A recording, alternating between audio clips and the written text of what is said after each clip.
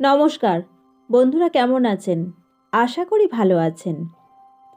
আমার চ্যানেলে আপনাদের সকলকে স্বাগত জানাই। আজ আমি আপনাদের পড়ে শোনাব শরদিন্দু বন্দ্যোপাধ্যায়ের লেখা গল্প অপরিচিতা। একটি শ্যামাঙ্গী যুবতী মেঝে মাদুর পাতিয়া ঘুমাইতেছে।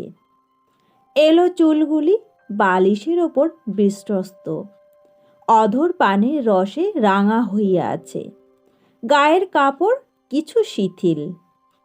হঠাৎ দেখিয়া আর চোখ ফিরাইতে পারিলাম না।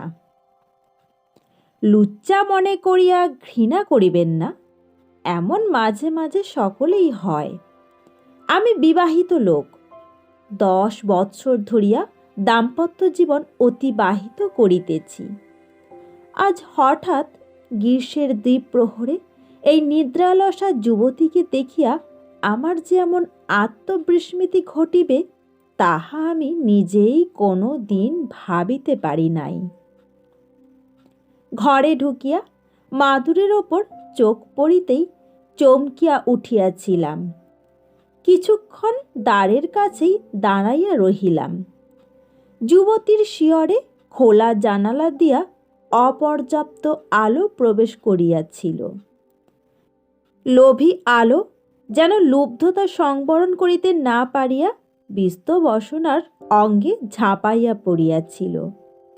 দাম্পত্য সৌভাগ্যের কৃপায় আমার মনে একটা বিশ্বাস জন্মিয়াছিল যে স্ত্রী জাতির দেহ মন সম্বন্ধে সব কিছু অভিজ্ঞতা ও অনুসন্ধিৎসার অবসান হইয়াছে। কিন্তু হঠাৎ যেন অভিনব দৃষ্টি লাভ করিলাম।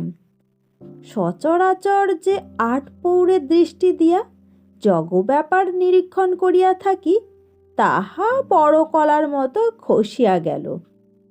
পা টিপিয়া টিপিয়া নিদ্রিতার পাশে গিয়ে দাঁড়াইলাম। তাহার চক্ষের দীর্ঘ পল্লবগুলি অল্প অল্প স্পন্দিত হইতেছে, পানির রসে রাঙা ঠোঁট একটু নড়িতেছে, গাল দুটিতে ঈষৎ রক্তিমাভা। দেখিলাম বাহিরে নিদ্রিতা হইলেও অন্তলোকে সে কোনো চটুল সকৌতুক খেলায় মাতিয়াছে। রাঙা ঠোঁট ঈষৎ বিভক্ত হইয়া গেল।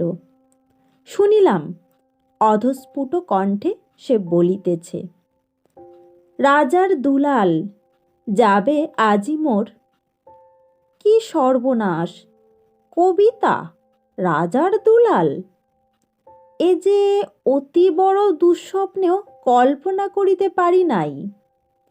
নিদ্রিতার মুখের ওপর দিয়া আরও কত বিচিত্র ভাব ক্রীড়া করিয়া গেল।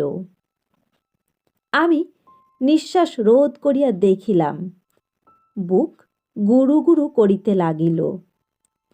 আবার সে অস্পষ্ট স্বরে বলিল, না না রাজকুমার, এখন নয়, নিশীতে আইও ফুলবনে।